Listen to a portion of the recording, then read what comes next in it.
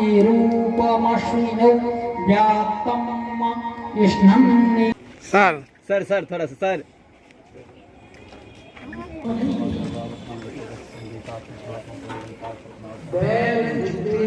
छठ पूजा के बाद कार्तिक माह की अष्टमी को देश भर में गोपाष्टमी का आयोजन किया जाता है। वहीं गायों को सजा धजा कर पूजा किया जाता है। इस दौरान आज तेघरा गौशाला में गोपाष्टमी का आयोजन किया गया, जिसमें बेगूसराय जिलाधिकारी रोशन कुशवाहा और राज्यसभा सांसद राकेश सिन्हा ने विधिवत गौ पूजन किया एवं गाय को गुड़ रोटी खिलाकर आशीर्वाद लिया। वहीं गौशाला परिसर में गोपाष्टमी के मौके पर आयोजित भागवत कथा मंच का विधिवत उद्घाटन दीप प्रज्वलित कर अतिथियों के द्वारा किया गया। मौके पर डीएम ने कहा कि तेघरा गौशाला की कुछ समस्याएं हम लोगों के बीच आई हैं, उनका समाधान किया जाएगा।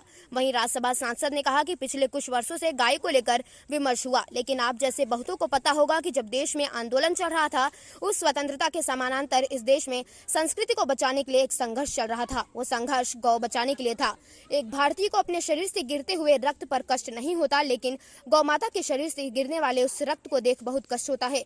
बताते चले कि तेघरा गौशाला का 100 वर्ष से अधिक का इतिहास है, जहाँ बिहार के पूर्व राज्यपाल रामनाथ कोविंद राष्ट्रपति बनने पर अपना गाय तेघरा गौशाला को दिए थे। बीएनपी न्यूज के लिए बेगूसराय से संवाददाता दिनेश चौधरी की रिपोर्ट। बहुत अच्छा चीज है, तो अगर सर सरकार फिर साल भर इसका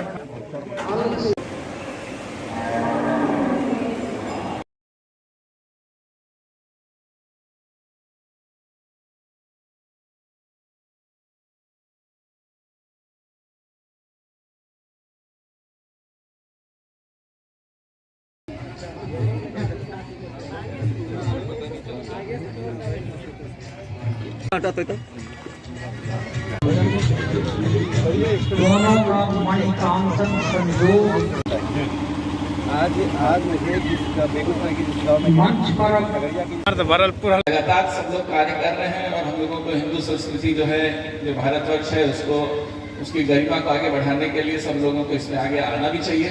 जिला प्रशासन की तरफ से पूर्व उसके भी जैसा बताया भी गया कि हमारे पूर्व के जो अधिकारी लोग हैं उन्होंने बहुत ही महत्वपूर्ण यहाँ योगदान दिया, कार्य किया। और मैं आप लोग को आश्वस्त करता हूँ कि जो कुछ समस्याएं अभी बताई भी गई कि किस तरीके से कुछ गायों को, हमारी गौ माता को चरने के लिए किस अगर बाउंड्री पूरी हो जाए और एक जो रास्ता है उसको अगर हम लोग समाधान कर दें ताकि लोगों को भी सहूलियत हो, तो इन चीज़ों के प्रति भी हम लोग लगातार आगे बढ़ते रहें।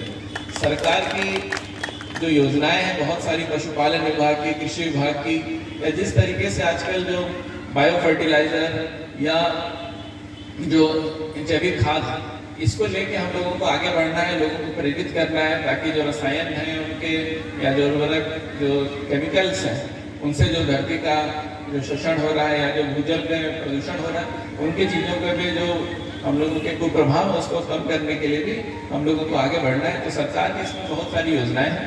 मैं चाहूँगा कि यहाँ पर जो गौशाला है उसके माध्यम से भी जो हमारे किसान भाई बहन हैं, जो वैसे लोग जो कि स्वयं गौ पालन करते हैं, उनके बीच में जागरूकता फैले, उनको भी योजनाओं के बारे में लाभ हो। हमारे विभाग के भी यहाँ पर अधिकारी आए हुए हैं, पशुपालन विभाग के, कृषि विभाग के। आप लोगों के माध्यम से भी इन चीज़ों का प्रचार प्रसार होना चाहिए ताकि लोगों में जो एक जागरूकता है, लोग, मैं ये नहीं कहूँगा कि लोगों में जागरूकता नहीं है, लेकिन उसको एक इच्छा शक्ति है, उसको और आगे बढ़ाएं। पिछले कुछ वर्षों से गाय को लेकर विमर्श हुआ, लेकिन आप में से बहुतों को पता होगा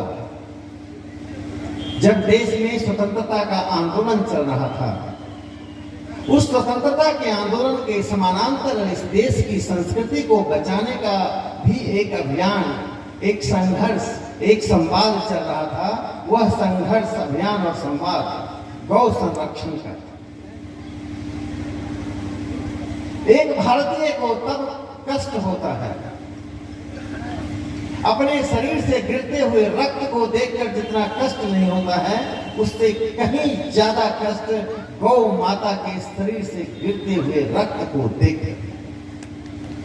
इसीलिए 1920 की दशक में कांग्रेस के अधिवेशनों में लगातार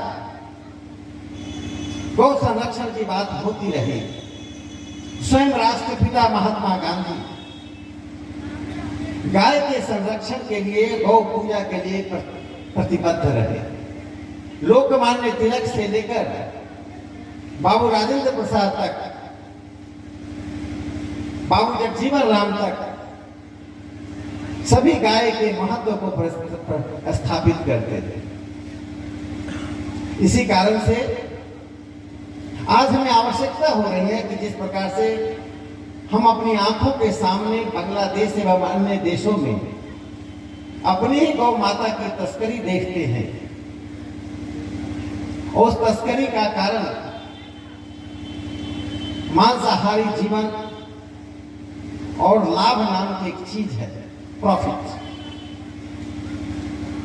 इसीलिए आज हमें आवश्यकता होती है कि पूरे देश में गौ संरक्षण के लिए गौ हत्या पर प्रतिबंध लगाने की आवश्यकता ही नहीं, अनिवार्यता है।